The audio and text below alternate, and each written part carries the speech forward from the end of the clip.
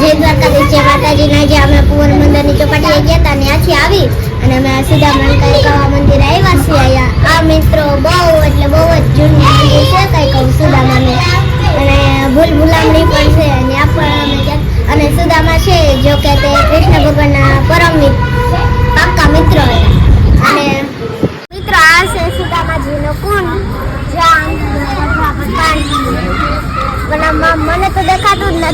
મિત્રો આ ભૂલામણી છે, આમાં આવવાનું હોય અને આ લક્ષ 84 જો કે અહીંયા પરિક્રમા કરવા આવે લોકો.